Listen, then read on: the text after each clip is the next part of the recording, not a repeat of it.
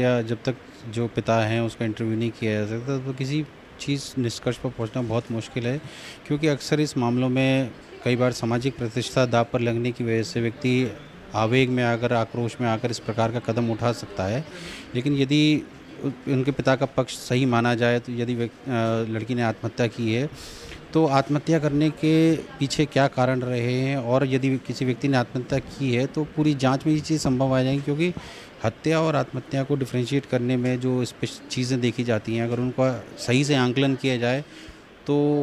हम इस निष्कर्ष पर पहुंच सकते हैं। तो इसके लिए ज़रूरी है कि पूरी विस्तार से, ज़रूर जैसे कि हम कहते हैं कि जो व्यक्ति ने जिसने आत्महत्या की है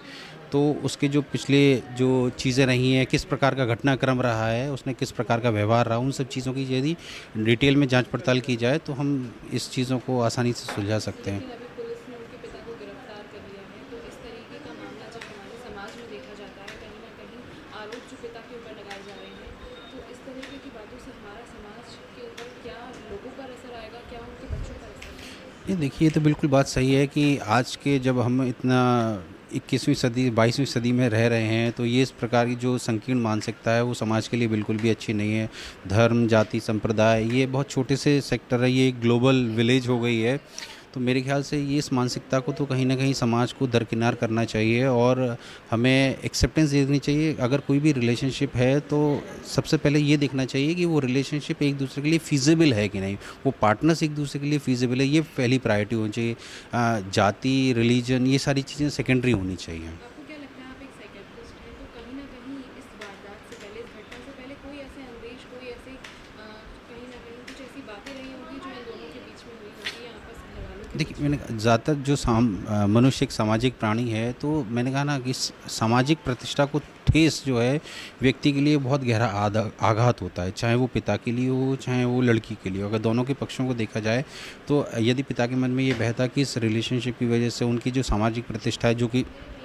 ज़्यादातर झूठी होती है, कि हम, क्योंकि हमारी मानसिकता संकीर्ण होती है, तो वो आवेग में आकर व्यक्ति कई बार इस प्रकार के कदम, आत्महत्या या हत्या, दोनों ही चीज़ों को कदम उठा सकता है। ज़रूरी है कि हम सारे तथ्यों का आंकलन करें।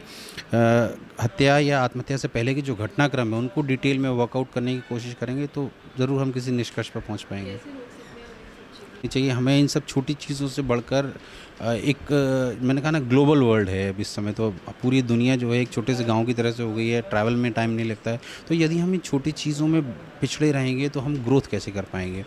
हमारा मेन उद्देश्य होना चाहिए। अब स्त्रियों को समान अधिकार की एक तरफ हम बात करना चाह रहे हैं, उनको right to education, right to work की बात कर रहे हैं,